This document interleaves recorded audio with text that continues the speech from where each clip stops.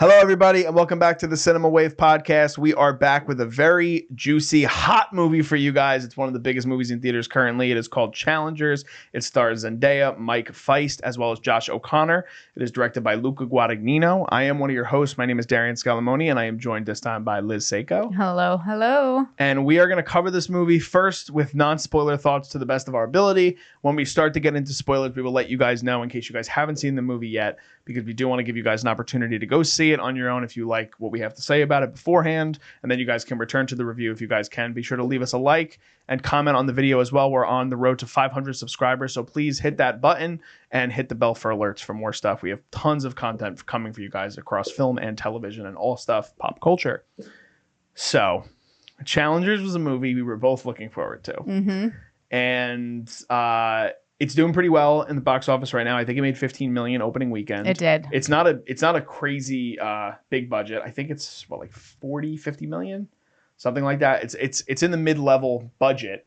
And the only real big star in this is Zendaya. Now, Josh O'Connor and Mike Faist are both actors that have appeared and popped up in certain things that are big sort of tentpole-y stuff. Like Mike Faist has been in West Side Story, which is directed by Steven Spielberg. Josh O'Connor is an Emmy winner for his role in The Crown. I didn't get to his seasons in The Crown. Remind me who he plays in The Crown? Prince Charles. Prince Charles. He's fantastic in it. I heard he's great.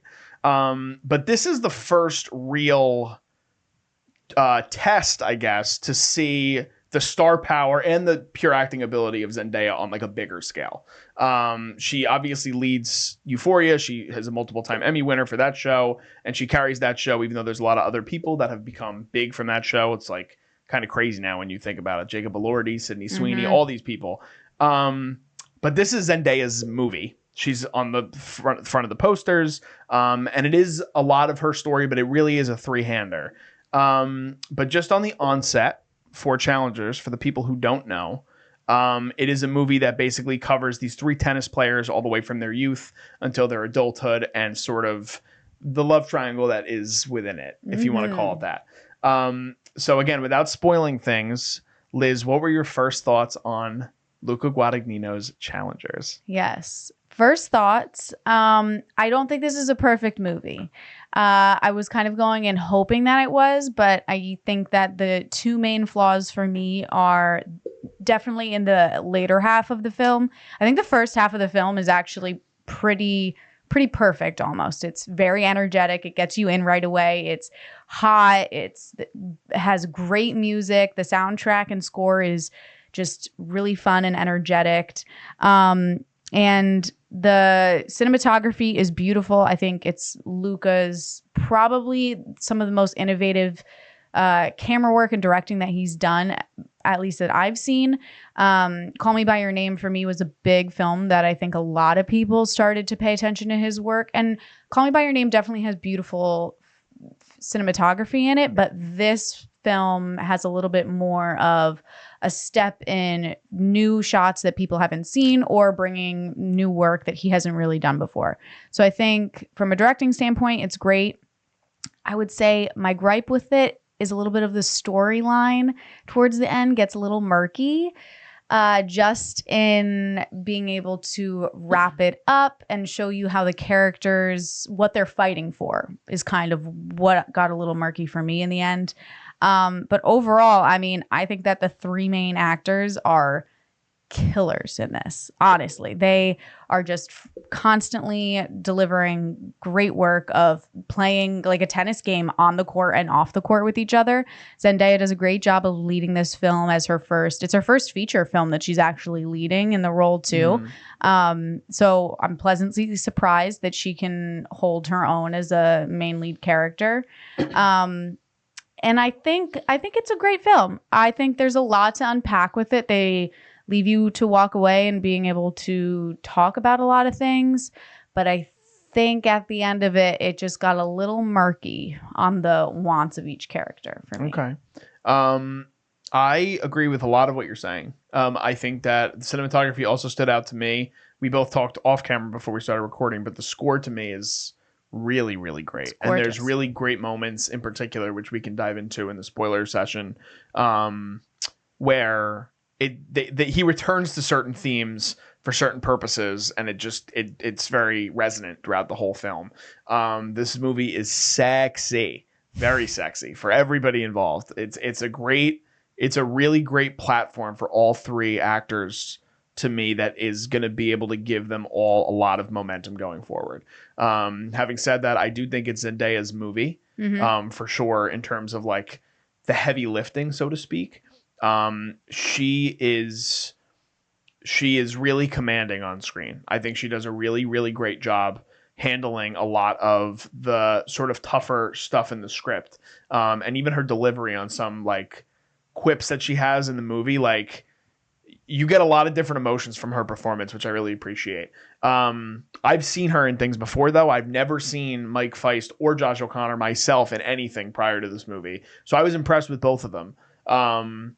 Patrick Zweig, I think, and Art Donaldson are the names of the two characters, and they're best friends since the age of 12, and they both fall for Tashi Donaldson, who is basically like a Serena Williams type, who is just kind of taking the world by storm as a teenager, and she already has to deal with Adidas before she even goes to college. And in terms of the story, I do agree. I think that towards the end of the movie is definitely, I would say the last 20 minutes gets to a really weird place where I was going into it with a certain score, and then it starts to shift things a little bit for me, where I start to dwindle that score down a little bit. Not majorly, but enough that it takes it from being, like you said, close to a perfect movie to being a really, really great movie. Yeah. I think that they hold on some things a little too long towards the end, and even though we joke that you're the cut queen, I do think this movie could use a little bit of cutting. I think that it's a 2 hour and 11 minute runtime. I think just about 2 hours would probably be the perfect runtime for this movie, and it would put it. I still think it's a really, really great movie, but I think it would be in a different sort of conversation if they were able to do that. No, I agree. I think it's a fun movie. I think a lot of people enjoy it. It's not. I think it's for everybody. There's not like a certain audience that it's for. I think everybody will get something out of it. It's just like little nitpicky things that took me out of it at certain moments. But I think it's nitpicky. It's also nitpicky. I don't mean to, I'm sorry to step on toes, but it's like it's enough nitpicky stuff that it makes a major impact on the overall product towards the end. And like we've talked about last year, for the people who don't know, if you're just checking out this review for the first time, I gave out 6 10s in 2023. And there were moments, like even Maestro is a movie that I've championed so many times. I'm aware that there are moments in that movie that aren't perfect, but I just view that movie as, just to me, it's like something for me. It's a movie that is really great for me. And it doesn't do something to the overall story for me. There are certain moments, and when we get to the spoiler section, we'll definitely talk more in depth about it, but I'm curious what your theater's reaction was to the ending, because there were groans in my audience, which was very interesting to me, because it made me, the psychology of my brain was just thinking, I think these people were really into the story and they dropped the ball, no pun intended, at the end of the movie. And that's tough, because the movie has so much momentum. And like you said, it's the energy within the movie and the leads is so frenetic, and it resonates throughout the whole entire theater, at least in my experience. Like I felt from the moment the movie started, I felt like I was like jittery. Yeah. Like it was like a really exciting feeling, and it was because of that pace that Luca just kind of kept from the very beginning of the movie. Though I do think there were editing problems with it, but we'll get into that. But to me, it's just like, that's not what you want. You know, like you want people coming out of the movie being like, yeah, oh my God, that was so great. And that's the last thing people are going to have in their head. So if that's the reaction that you're getting out of certain audience members, whether they're casual or not casual, you know, it's just, I don't know. But, well, I always say too, the difference between like a good film and a great film for me is always the ending. If you can wrap up a story beautifully with people walking away satisfied, you made a great film. I think the thing that's holding this back is the ending, because people were hoping to get a solidified answer, and without going into spoilers, it's a little bit more of an open-ended conversation starter, which I just don't know if that's the film. It's not what they were giving you the entire film. The entire film was leading up to a big reveal, kind of keep the anticipation building and building and building until they give you the final moment. And I think the final moment was just kind of like, wait, what? That- Why is this what's happening right now?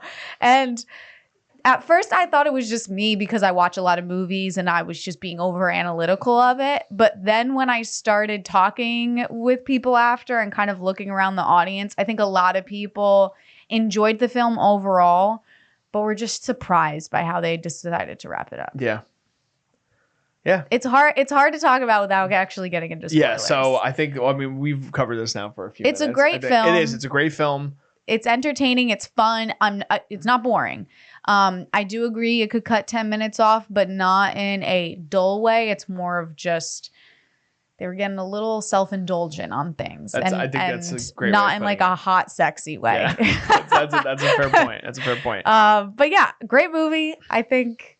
I mean, can you say anything else about it without spoiling? I think that I do. I highly recommend people go see this movie, especially because, as we talk about very often on this channel, like more movies like this need to be given a chance to be produced and to come out in theaters and get a chance to do something. Zendaya with 15 million for her first opening movie is a really solid opening. You hope that this movie is able to reach the budget back, because that would be a really great sign for something like this. The marketing wasn't overly crazy for this movie, and they actually shelved it for a while. It was supposed to be an awards contender last year, and they placed it in April now in 2024. So that is an interesting pivot to me as well, in terms of like awards chances for it and things like that, because Luca's, or at least like you had said before, Call Me By Your Name is a movie that was very well lauded at the Academy Awards for good reason, except for Armie Hammer. But like Bones and All was not that. And I think he's coming off of Bones and All, right? He is. Bones and All was his previous film. Yeah, and I'm curious if he was going in a way where he was trying to get a mixture of popcorn and a potential awards thing with challengers, because his next film, Queer, is supposed to be like a really big showcase for Daniel Craig. So I'm curious if like that becomes the art house one and this becomes the popcorn flick, trying to like, let's give him 50 million and let's see how he can do. But yeah, I do recommend seeing the movie, especially in theaters. I highly recommend seeing this movie. We're only in April, and a lot of the better movies usually don't come till later in the year. But this is an upper score for me, which I don't want to give it away till the end, obviously. But I recommend everybody see this. I concur with you. Okay, good. So if you guys are here for the non-spoiler, that's going to be it. We're going to go into spoiler discussion for the people that have seen the movie and want to hear our thoughts, or you guys just don't really give a shit about spoilers. We're going to jump in 3, 2, 1. So let's talk about it. So yeah, so I'm going to start with gripes, and I hope that's not a bad thing. Okay. Because I guess we kind of like trudged into that territory anyway towards the end of the non-spoiler. I'm okay with going back and forth. It's not my favorite sort of formula in filmmaking. The time changing and things like that. I don't really love it. Especially at the whiplash pace that Luca did it. And that is what initially dropped my score from the very beginning down like a 0.5, like immediately, because I'm like, this is not the type of filmmaking I like it. And towards the end of the film, it gets very whiplashy. It goes from like 8 years ago, 13 years ago, a week ago, the day before, day of, and it's like, all right, dude, like let's settle down here, because like, and I do understand, again, you're trying to keep up that energetic and frenetic pace, because it feels like there's such a tension from the moment the movie begins, like a foot on your neck, and an uncomfortability with what this is. And Lucas talked about it in interviews, and I really appreciate the way he dove into this and relating, like, tennis is such a major part of this film, obviously, but how he, like, his whole idea of making something like this, he was like, it's just so interesting to me, the dynamic of, like, which Zendaya says in the film, like, two people in a ball, and it's love. And it's that 3-pronged sort of approach that he does to sort of mirror that with the love triangle of Art, Patrick, and Tashi. However, the jumping was a little bit much for me. I don't know how you felt about that, if you want to dive into the editing of the film, because to me that was the editing part of it where I was like, and the structure of the film in general, that it bothered you. That it threw me off a little bit. Yeah. So I didn't really mind the time change as much. Time change for me though is always of, why are you showing this right now? Like, what is this relevant to the today storyline. So it didn't really bother me that much. The moment that I just remember I started to get a little lost in what each of them were fighting for or what each character wanted was when the wind started like happening. Oh, like the tornado sort of thing? Yeah, when the tornado started happening, one, I felt like the wind looked very fake. So that took me out a little bit. I don't know why it needed to be so prominent. That's just nitpicky. But for me, when the wind started, everything else started to like fall apart a little bit. Like the conversation with her and Art's character in the bed when he's like begging, he's like asking her, I want to retire. I just felt like her motives fell apart in those scenes, and you couldn't really tell of, does she actually want him to win? Does she want him to lose? Does she care about Patrick right now and using him as an advantage? I just think her character motives got very murky, and then because she's the main lead, if her motives are murky, everything else about the film is going to get a little washed down because you're trying to figure out what's the point of all her actions. And so, and I think the reason that they got murky with it is because I don't know if it was the screenplay or the direction, but I think they wanted to make it like a very psychological, not heavy, but to show that like these characters are more complicated than just they want one thing. They want multiple things, which I get. I think that that's very interesting when films are able to tackle these like complex characters psyche or like Psyches. mental Yeah. psyches. And I just got a little too lost on like Zendaya's character of wanting, does she want to play tennis again? Does she want to be with Art? I felt like she never actually wanted to be with her husband. I thought she was just using him the whole time. So then to see her beg Patrick to blow the competition in the end, it was just confusing on why. Do you feel that way, or did you feel there were different? certain scenes within what you were just describing that I didn't 100% agree with you, but I do think that, because for me, I maybe this is just my interpretation, I thought it was very clear from the very beginning of the film who Tashi was. And Tashi is somebody that wants exactly what she wants when she wants it. But what is it? What does she want? She wants to win. And that's like whatever you define that as, that's what it is. It's the meaning of success and what she believes success is. And success is winning. And she always thought that. And even when you go to the very poster child imagery of this film of the three of them on the bed at the junior open, there's a very obvious power dynamic there. And it plays out throughout the whole entire film. Now, what she does in the end with Patrick's character is what threw me for a loop. Yeah. That was the thing that I was like sitting there and was like, this doesn't, I don't know. I don't know if this is really, especially based on, because the scene that they have outside the hotel, I thought was one of the strongest scenes I've seen in quite a long time, like in movies, like a real moment of tension and conflict between two characters and realism. And the writing in that scene to me is like over the top. So great.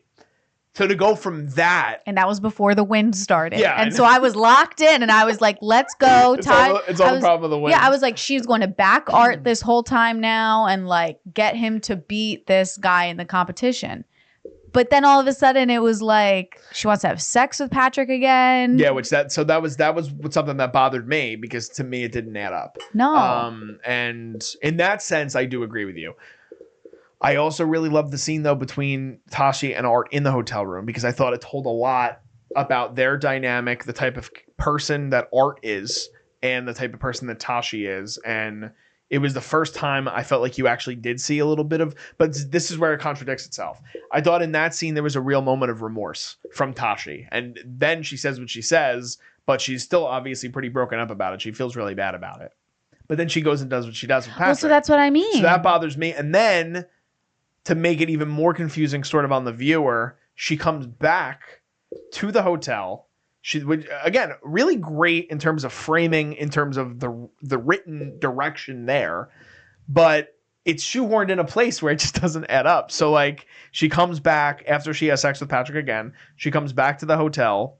She looks in the bed and Art's not there. And you have I didn't really fully, I actually kind of in my head was like, this is what he's doing. But there's a moment that you can believe, as a casual moviegoer that he's gone. That he figured that it he out. figured it out. And he knew, and he woke up in the middle of the night and he was like, I'm not She's letting this gone, happen again. I'm gone. Because that same day, Patrick is in the steam room with him, telling him, like, I fucked your wife in Atlanta, and I knew that she was your wife, and she did that it scene willingly. was actually one of my favorite. The steam room scenes, yes, another great scene. Great scene. And here's another thing. This is what worries me about the overall film, but I do understand what they were going for. The two-handed scenes in this film are very tight, very, very well written, incredibly well acted. Even little scenes like the scene in the cafeteria with the churros is. It's great. That's a separate. The churro scene is. It's great. I know. It's this movie. I know. For me, the churro scene was what they wanted to deliver throughout the entire film. And then when you try to do the three-hander thing, the only scene in which I feel like it works is that first scene when they with the three of them. Yeah. Like maybe not. I mean, of course, the stuff that comes before that. At the little when they're trying to talk to the her, dinner and stuff like that. By the way, shout out Naheem Garcia. We did interview him. He plays Tashi's father. There you go. So shout out to you, Naheem. There you go. But like even that scene works for me. But after that scene is so powerful too. And again, it is in the grand scheme of things, even though that's like the showy thing that's in all the trailers and all the posters and all the images for the movie. To me, it's like not even like one of the best scenes in the film. It's still a good scene, but it's not the best scene in the film. The two-handers. So I don't know if it's that Luca and Justin Kuritskas, the writer of the film, for the people who didn't know that, they got to a point where they didn't know what to do with the dynamic of the three of them together. And the scene at the end with the match, and I say the end because they jump back and forth to it like 40 times throughout the film, which that's another issue. But it doesn't get the wrap up that you want. And it's not as strong as the other scenes. So it's like you're building all this tension and you're building all these great moments and moments of just Art and Tashi talking and Patrick and Tashi talking and Patrick and Art talking and alluding to sex and love and like I don't even like there's so much in that's baked in that idea that kind of gets thrown out the window towards the end that you're just like, oh, like that's not what I wanted. Like, I didn't feel satisfied by what I just saw at the end. Like we kind of said in the non-spoiler. Because there's no decision ever made at the end. And I think that is what's really throwing people off is because you are waiting for either Tashi to make a decision on what she's clearly going to do, or you're kind of hoping that the boys make a decision and be like, wait, we were friends before we met her. When she came into our lives, she almost ruined our lives, so let's leave her together and like again.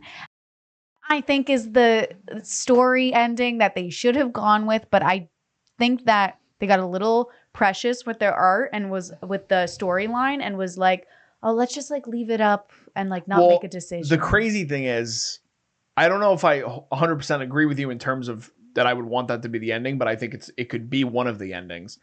What I do think is they tried to do that in an artistic way, and yet the last image is Tashi reacting in a way that doesn't make sense for what they decide. And that's what throws me off completely. So I got the ending, though, of her, like, yelling. Yeah, I actually got the ending. I'm saying, like, yeah, she's happy. Like, well, all right, so what was your interpretation of the ending? So for me, she finally...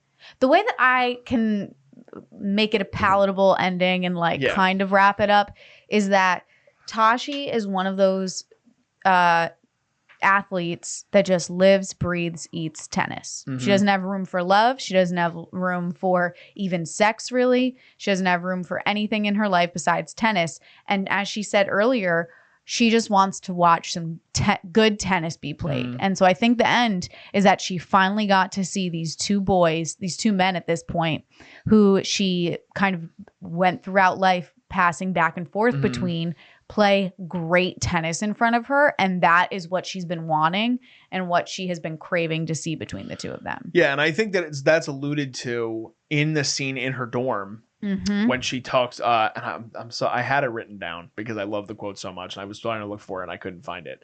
But she talks to some, maybe you can remember it. It's something about in terms of how she's talking to Patrick, and she says like, "Oh, you lose before you, or you lose before you think it's the end of the match, or it's something like that." And And no, you you think you've won before the end of the match. Yeah, or something like along the lines of that. And like, yes, in the sense of that. And again, the only other time you see her scream in the film is when she's winning the Junior Open in the beginning of the film, and that's very much a callback to Serena, or inspired by Serena. Well, she says that she screamed because that was the moment. Do you remember that when they're talking with each other after the like dinner party, and she's like the reason or she's explaining that her and the female player that she was playing against were in a relationship, and they loved each other in that moment because they were playing great tennis. Yeah. And that's the moment that she screamed. She's in this relationship with these two men. And that's I understand that part of it. But again, it could be looked at as something where it's like she's celebrating the fact that she just like had this whole roundabout way of you're right, a great tennis, but at the same time, like these two guys that were absolute best friends from boarding school, age 12, and did some intimate things together, obviously, which they talk about in the film, coming together in the end, even though there's so much hatred there and there's so much disgust and vitriol, especially in terms of what they're doing behind each other's backs, like the way they're talking to Tashi when one of them's dating him, the other one's not, all this shit. And they embrace in the end, and you're like, that's not the way that would go. Like, it's just not. It's like, realistically, that's not the way that would go. So I think that might have been why, at least in my theater too, people were just like, no. And like, yes, Art did win. He did, technically. So I get it.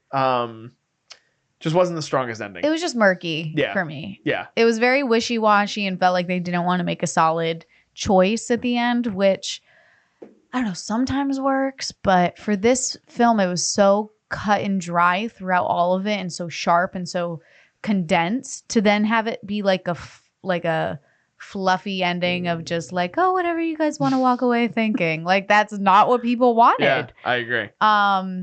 But up until the win started, I thought it was almost a perfect movie. Yeah, I loved it. To me, the editing so truthfully, and I'll give my score at the very end.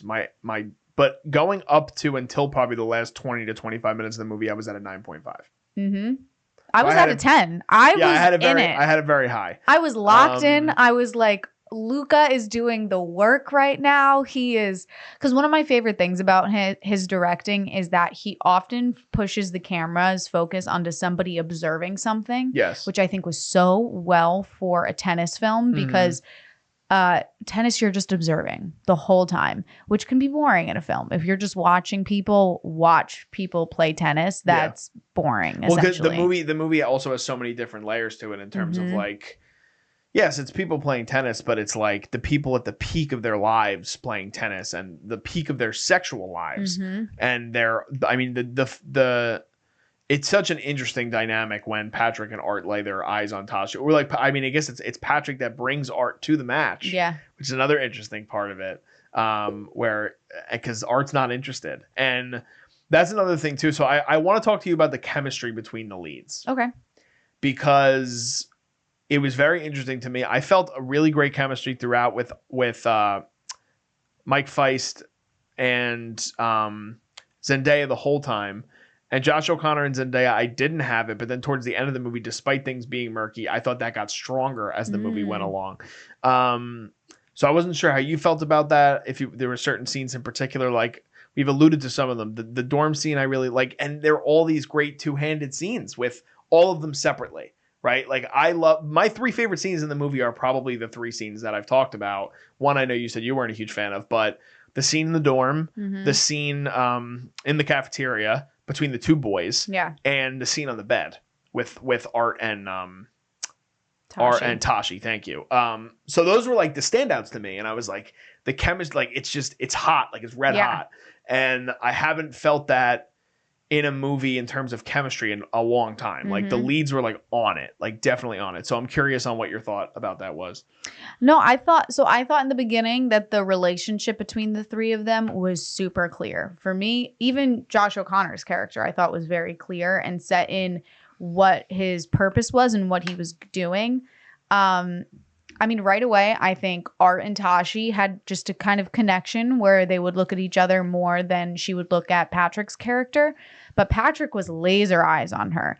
And I think that's to show that he just kind of saw her as like a sex object. I would just say definitely for different reasons. Yeah, different reasons. Yeah. Art saw her more as he saw her kind of on a pedestal of like, oh my gosh, she's incredible. She's everything.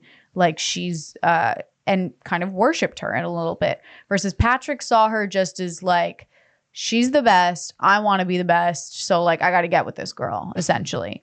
And I think Tashi liked both of them in the beginning, but definitely leaned more toward Art because she's a headstrong person and wants kind of like that conversation that her and Patrick end up having. She wants to be with somebody who's going to be a fan of hers. She doesn't want to be with somebody who she's going to have to fight for power with. Yeah. And, but I think she also wants to date a winner, and Art lost in that one early game early on. Yeah. And so she was like, well, I'm not going to date a loser. I'm going to date a winner because I am a winner and I'm going to surround myself with a winner. Yeah. But then I think, and this is why, like her breaking her knee or like breaking her knee. Hell yeah. First of all, great. I thought it looked very real. I thought that the makeup that they did on her knee, it looked very like she broke that shit. Yeah. And so for me, that was a huge point in the storyline. But then I just felt like Zendaya's character got a little stuck in being angry and being resentful and being mad that her knee broke. And like, I get that as an athlete who's being bred to do this from a very young age and then having your life completely change in a second, there's resentment and anger there. But I think because we saw such a long transition and change in years, that I wish there was an ending for her that made her a little bit, I don't know, softer in a way, or I don't know. It just got a little confusing because here she is going to college and saying like, well, I don't want to just be known for being able to hit a ball with a racket. Mm-hmm. But then later on in life, she says, oh, my only talent is hitting a ball with a racket. Mm-hmm. So what was the point of you going to college? I think like, I think that's more of a jaded thing. I think this college thing was more of a sense of her maturity from a young age and the way sort of she was brought up. Like they talk about it in the one line of dialogue in the hotel room in the beginning with the two guys, with the two boys. I guess they're boys at that point. When they said, why would your parents not approve of boarding school? And she just looks at them like, she was like, they don't want me to grow up in that environment. No, well, she's basically like, look around the room. This is what it becomes. There's Taco Bell fucking everywhere. There's cups everywhere. It's that's a great little thing too, when they all kind of freak out when she's at the door and she stands by the door. And I also think Zendaya plays it, oh my God, so well from young to old. It's actually crazy. Mike Faist. And that's why I think Josh O'Connor, I think, gets stronger towards the end of the movie because he's such a fucking shitbag. Like, oh my God, I hated his character, but for good reason. Yeah. Like, he played it so well. Don't get me wrong. Everything I'm saying, it's more about the script, to be honest. Okay. I think all the performances are stellar. It's not coming from the actors' downfalls. Yeah. For me, it's the script of not making a decision and leaving it kind of just open for interpretation, which as an actor, that's hard because then you're fully responsible for making a decision.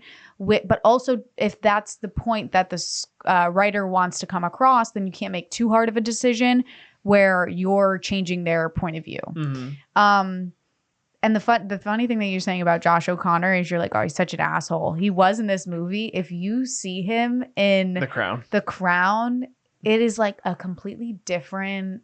He's still an asshole in The Crown at a certain point, but it's more of a refined, less like smirky douchebag. Yeah. And it's more of just like, oh, you're scary. And like, I think he's going to be a multi-time Oscar winner. Yeah, I think that I agree. Even from this performance, like you can just see like he's got leading potential and he's already leading movies. Like he's going to do great things. Not that I don't think the other two obviously aren't either. I think they're all so talented. And that's another thing. Like, we're going to look back at this movie and we're going to be like, how did they get these three? Yeah, I know. Like, it's like the Dune. When we had the conversation about Dune and we're just like, fucking Timmy and Zendaya, dude. Like, what?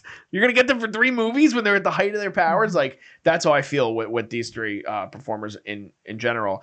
So I don't want to speak for you, but I'm curious now because this is similar to how I felt in terms of the scene on the bed, and that's why I think that scene isolated is really good. But it's kind The of earlier scene on the bed? the scene with Art and Tashi. Oh, later towards the end. Towards the end of the film. So obviously that is everything that Patrick had talked to her about is true. Yeah. In a sense. I mean, he's doing it with a lot more like he's being shitty about it. Mm-hmm. But he goes, he just wants to retire and eat a cheeseburger. But the reality is the dude has won every national except for the US Open, which would get him a Grand Slam. And he basically says, he goes, I need to know that it's okay that I retire from you, which I think is a very strong thing. And again, shows that dominance and that power, how much she has over them, like Tashi in general. And I think that correct me if I'm wrong, let's try to restructure the end for a second. Okay. Let's do an experiment. All right. Let me lock in here. He asks for her to hold him. She says yes. Let's just say, which is clearly a thing that they do. Yes, that's just a part of their relationship. 100%. Yeah. But I'm saying I also do think there is a whole conversation about masculinity with that, which would be a whole longer conversation. But I think it's very indicative of his character, and another part of the reason why I like their relationship, and I wish we got to see more of it play out sort of in the film. But well, yeah, because they didn't really feel like husband and wife throughout the entire film. They felt like trainer and trainee. Yes, which again I think was intentional. But so she leaves the hotel room. Let's say that she does everything she does. She goes out, she texts Patrick, she gets in the car, and she spits in his face, and then she leaves. This is what you're saying hypothetically. Hypothetically. Instead of having sex with him in the car. If that happens, she goes back to the hotel. She thinks, as we do as the audience, that Art has found out what has happened, and he's still there, laying with their child. And then we get a different ending. That's what we're looking for. Like you're talking about, you want something softer. That would be the softer approach, which I do agree. I think that's kind of what everybody, at least I felt, very similar to you. That's exactly how I would have wanted it to play out. So it doesn't even take that much cutting. It's just certain decision making that happens towards the end of the film that doesn't seem to really make sense in terms of the way her character has evolved or has not evolved. Yes. Right? Well, and I just feel like the part of her staying and having sex with Patrick in the car, I just don't fully understand the motive behind it. And stay with me here for a second. I'm going to do a little reaching. And that's okay. It's kind of the comment that I made before about this of, okay, that's a love triangle. They're clear about the Patrick loves Tashi, Art loves Tashi. I wish there was more focus on the love between Patrick and Art, because then I think that would have given a little bit more insight onto who these two men are and what they also desire. Because that is clearly something that they started talking about early in on the film when they were first having the scene of them all like kissing together. Like they talked about it, of them being attracted to each other or having a love for each other. But then that's just never brought up again. And like, I think that it should have had a little bit more of a circular moment. You think it should have been more pointed? Not pointed. I just think that it's like to bring that up into an audience mind of like, is there any sexual attraction between these two friends, and then never circle back to it is kind of like, why even touch that if you're not going to make it an actual point? I think that's interesting because I did get that sense. I just don't know if it was like the main focus of what Luca wanted to do. Like in the scene in the cafeteria with the churros, I think that's, yes, that was a great part of like, and the steam room. The steam room for me wasn't very like sexual. It was more of like, I thought there were a lot of like, there was a lot in the dialogue, the way he was acting, and like looks that that Patrick was giving Art to me. Really? Like I thought more so that Patrick was in love with Art, and maybe Art had a love for Patrick too, but I got a lot more of a sense that Patrick had a love for Art. And I don't know, I don't want to speak out of turn here. I'm pretty sure Josh O'Connor is like, I don't know, actually. I don't know. I think he might be bisexual. I don't know. Mike Faist, I know, is straight. But I'm saying I don't know if that might be know. why I got that sense, because he's able to play it to a more realistic level. And I you don't got know. that in the sauna? I did. See, the sauna for me felt just like a big dick competition of who's going to ruin the other more. I don't disagree Big with dick you. competition in like. I don't disagree with you with the big dick competition part, but I also think it was partly, in a sense, to try to be like you can have me if you want me. No, I didn't. Not get that like at overtly. all. I'm not saying overtly. I didn't I'm not even saying get it overtly. subtext wise. Okay, I did. No But, way. yeah. Well, okay. I guess you could see that in a sense because he says like, "Well, I don't matter at all." But for me, I took that more. I think it's so much more. Sorry, go ahead. I took that. Okay, so like Patrick's character says like, "Do I matter at all?" And then he says, "Not even." And then Art's character says something about like, "Not even the biggest, not even the like smallest tennis fan cares about who you The are." most passionate tennis fan in the world would even know who you are. And then Patrick's character says like, "Are we actually talking about tennis here?" And he goes, "What else? Which is another great callback." But I don't take that as like, do I matter to you? I took it more of he's like, does it bother you still that like, do I not matter actually anymore that I dated her first? It also could be that I was with her first. He also could be questioning, does he matter in the world? Because you see the way his character sort of comes to a fucking place where he literally can't pay to stay he's sleeping in his car and he's fucking women on Tinder just to find a place to sleep. Yeah. Like there's a lot of ways. I definitely think it's more prominent in the churro scene. And there's the churro scene. Oh gosh. So it was good. That's what I wanted the whole film to be. Okay. I can get that. I can understand subtext, but having clear subtext because the wishy-washy like. Well, yeah, he has a line of dialogue where I love when he's able to realize that Art is in love with his girlfriend. And his reaction is, "I'm so excited to see you jacked up about something." But there's a moment when he realizes it and there's like a pause and then he like jumps at him that you don't know if he's going to, is he going to hit him? Is he going to kiss him? Or what's he going to do? And instead he just kind of like puts his arm around him and it's I'm so happy. But it's very homoerotic. Yeah, of course it is. But that's what I'm saying. Like, I think that, and then maybe that's what you're talking about. Like, you want more so that's of what I'm saying. Yeah. They had that moment when they're younger, when they're in college. As adults, I don't think it was there at all. Okay. Because I think the ending got a little too just like blowing in the wind. Like I would have been like, I don't know, like if the ending would have happened similar to how I pitched it, I would have liked the movie more. So repitch it to me. What would be your ending? Just take her out of her having sex with him. Take that out. Pretty much. And the whole even she could bring up the proposition. I kind of wish she didn't do that either, but whatever. Like, you can take out the proposition of her asking him to throw the match. Mm-hmm. Like, I initially thought she was going to call him to be like, "I want to coach you." I would have loved that. I would have liked that better. I would have loved that dynamic of being like... What about the dynamic of if you say, "I'll coach you if you throw the match"? That's what I thought she was going to do. Yeah, because, for me, that solidifies she does not care about love. She doesn't care about her husband. She cares about winning. She cares about winning in tennis. That, for me, would have been such a clear ending while these two boys are sitting on the side being like, "You love me, you don't love me." And it's like, nah, bitch, she just loves tennis. Yeah. I still think that there was enough there that is what you get out of the finished product, because that she just cares about winning. Like, you think, like... She is so not confident with her own husband that he can beat him. I know. That you don't even really know as an audience goer if she's fucking him because she's attracted to him or if she's fucking him because... To get into his head, too. I don't think it would work with Patrick that way. I think that's obvious in his character. Yeah. He fucks whoever he wants whenever he wants, and it doesn't matter because he just plays tennis. He doesn't play tennis to the level that Art and Tashi do. He just has Art's number. Mm-hmm. That's how I don't know. Like, I'm a sports fan, so I get that part of it. It's like there's always going to be a team that just winds up beating you. That doesn't mean they're the best team all the time. But like, to me, there was such an obvious thing there where she's like, "I want to fuck the best.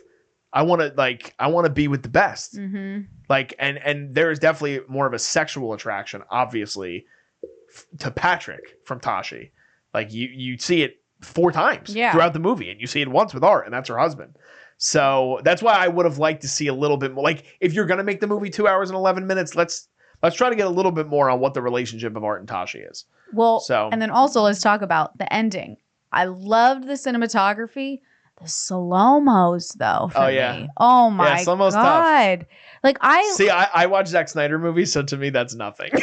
But, like, I get it. I definitely get it. There were moments where I was like, oh, yeah, this is gorgeous. Oh, my God. The sweat dripping down them, like, watching them prep for it. But there were just moments where I was like, we get it. They're bouncing a ball on the ground. Like, pick up the pace, please. But then also a part of me was like, this is a sexy movie. They're leaning into the sex aspect, so they're like teasing in a way with it. Yeah. But a part of me was like, they kind of knew that the storyline was dropping a little bit, so they were like, all right, let's just pull out the stops and make some gorgeous cinematography right now, because I thought the final match had some of the coolest shots. I agree with you. I do think that might be part of it, but I really think the intention and the psychology behind it is that it was such a heightened moment that they wanted to heighten it and make it feels like it's a panorama. Like that, some of the shots are. I felt bad for people that, like, if you're an older person seeing when the camera was the ball. Holy shit. I loved it. I did too. I did too, but like, you can't do that for very long. That's like going on a roller coaster. Yeah. Like, it is. Like, it feels like you're watching a 3D movie and you're like bouncing off the fucking walls. So let's talk about the sexiness, because we don't get to talk about this very much. The sexiness. This movie is so hot. This movie is so hot. Like, it's all the memes that you see on social media about people joking about, like, characters being sexy in movies and shit, like, times 12 with this movie. And they do it without revealing a lot too. Like, there's no real heavy sex scene with a lot of nudity. There's no heavy sex scene with nudity. Michael, our producer for this episode, we were talking beforehand, and he was like, is there anything like that? Because that's what they basically are showcasing. They allude to it, in the trailers. There is none of that. No. You see the characters naked. I mean, there's a scene with dicks, but you're in a locker room, and it has nothing to do with the three main characters. Yeah, it's not. Yeah, it's not even like important to the story. But the only scene of the three leads that you get where there is nudity is after Tashi and Patrick have sex for the last time in the car, and you can't see anything. You just see shoulders. Yeah, so it's like they're able to sort of elude this remarkable sexual tension throughout the movie, and like, as a spectator, like, you're sitting there, you're like, this is hot and heavy. Like, there's a lot of shit going on. Which, don't get me wrong, I do love the comparison of being like, love and romance is a tennis game, and so having that parallel and just like I think it works. I think it's great for a tennis film. I think tennis and romance has always sort of had that part of it. Did you see the funny meme online of all of Spider-Man's women? I have it written down in my notes to go through them. So let's tell the audience. Go ahead, DJ. Okay, please tell the audience in case nobody knows. For the people who haven't seen any of the Spider-Man films, Zendaya is the MJ to Tom Holland's Peter Parker Spider-Man, and her real life MJ Peter Parker. They're very much lovers. This is her tennis showcase. Then we had the Amazing Spider-Man films with Andrew Garfield, where he was also dating in real life and in the films, the Gwen Stacy, which was Emma Stone. She starred in Battle of the Sexes, which was a tennis film. And then we also have Kirsten Dunst, Point Pleasant shout out. She is the Mary Jane to the Peter Parker, which is Tobey Maguire in the original Spider-Man films. And she starred in Wimbledon, which is a film I actually have. I've seen all those movies. I have too. But tennis just makes for romance, and it's ironic that it just happens to be the three. Well, and then like on the Spider-Man side, they say that all of them end up doing war movies after, like PTSD, probably. Yeah, because Cherry is a movie where he's in war. Tom Holland. Then Hacksaw Ridge for Andrew Garfield. What did Toby do? Oh, Brothers. Yeah. And so there's like that comparison. The fuck is going on, Hollywood? Is that crazy? Let's pitch some new shit. We don't need this for all the same fucking Spider-Man characters. No, it's wild. It's wild. That is crazy. That is crazy. You know what's sad about that? That like makes me think how limited the box is in Hollywood sometimes. Oh, of like genre? Let's branch out a little bit. How is that a coincidence? I With don't all know. the films that these people have done, I don't know. That's crazy to me. But we've talked a lot. Is there anything else you want to talk about? I mean, it's a big movie. I think the only other thing I want to say is the score and soundtrack is Chef's Kiss. So good. So good. There was only one song that I kind of was like, ooh, I don't know about this. Like, I don't know if I love it. And it was, I don't remember. I think it was Spanish that they were speaking at the time. Do you know what I'm talking about? Yeah, I kind of do. Where was the placement in the film? Do you remember? It was at the end. It was when the wind was going. You just can't get your mind off this fucking wind. I hated the wind. I really thought that it looked like CGI and like really bad CGI. I don't know why they did it, but there was one song that I think was Spanish speaking, if I remember correctly, and it just felt very out of place. Like I just remember hearing it and I did the like, what? Why this? But everything else is gorgeous. And I've been listening to the soundtrack today, so. I don't have anything else either. Yeah. I don't have anything else. We've talked about this movie for quite a while. Okay. It's time for scores. It's time for scores? I'm going to make a pun. I'm volleying back and forth between scores right now. I don't know. Do you want to give yours first? I'll give mine. I'll give mine. As much as I've talked, like, I don't want to say negatively, but I definitely had gripes on this film. I still really enjoyed it. I would totally rewatch this film. I think it's probably my second favorite from Luca. Call Me by Your Name. It makes my heart skip a beat. Zendaya killed it. So did the other two actors. And so I'm going to give it a 9.5. Whoa. Okay. Yeah. Like right. I still really enjoyed it. I feel better with where I just have between them. Kind of picky gripes that if I don't think I had, I think if I wasn't like an avid movie watcher, they wouldn't even bother me. The things that I'm talking about. I think that's fair. There's a lot here with this film. I can't recommend this movie enough. It's probably my second favorite film of the year thus far, besides Dune Part 2. I don't know if anything's ever going to surpass Dune this year. We'll have to see. That movie's fucking incredible. But I was really happy to see a real showcase for Zendaya, and I was really impressed with his performance. It's still very early in the year. I would be very upset if she was not nominated for this film. I think she's deserving of a nomination. I hope the score gets nominated because it's so good. And cinematography, there's so much that comes out towards the end of the year. I don't really think it has a chance, but we'll see. It's inventive cinematography for sure. But Mike Faist and Josh O'Connor, to me, I love that this is like the first time I get to see them in something because there's so much range in their performances and there's so much material there where they have such great two-handed scenes with the triangle of athletes and actors and characters within the story. So yeah, I really, really, for so much of the movie, I had it at a 9.5. For so much of the movie, I had it at a 9.5.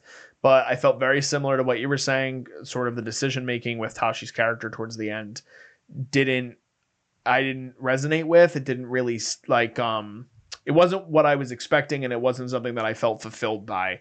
And the ending, maybe not to the groans of some people in my theater, but I did sit there and I was like, I would have liked a stronger wrap-up, and maybe that jumps me back to a 9.5. But because of that, I'm going to give my final score as a 9. There we go. So Challengers for me is a 9, 9.5 for Liz. Even though we talked so much about I don't think we talked about negatives though. We really did bring up a lot of great scenes that were in the film as well. Yeah. So I feel good with my score. I do too. I enjoyed this movie. I'll rewatch it. Yeah, I will too. I really liked it. I'll buy it on Blu-ray. Ooh. Physical media. Everyone go buy it. Anything else? Or you're all good? No, that's all I got. All right, awesome. So for you guys, if you guys stuck around to the end of this, thank you for watching. Please be sure to give this video a like if you can. And also comment your thoughts on Challengers in the comments. We'd love to have a conversation with you guys. We love interacting with you guys in the comments. We want more people to comment so we can talk about it. Doesn't matter whether you guys think the movie, you had a bad experience, a good experience. We'd love to have a conversation with you guys. And also, like I said at the beginning, we are on the road to 500 subscribers. Please subscribe. And again, hit that bell for alerts where we post all new stuff. We got shorts, we got clip outs, we got full episodes of podcasts. We got a lot of other cool stuff coming for you guys as well. If you guys can please follow us on Instagram, we're at Cinema Wave Media, as well as at _Culture Wave Media. On Facebook, you can find us. We are just Culture Wave. And then on Threads, as well as on TikTok, we are at Cinema Wave Media. We have the Culture Wave Media Network. We have tons of other stuff upcoming for you guys, so please be sure to check that out. Just signing off, I am Darian Scalamoni. I am Liz Seiko. And we'll see you guys next time. This is The Culture.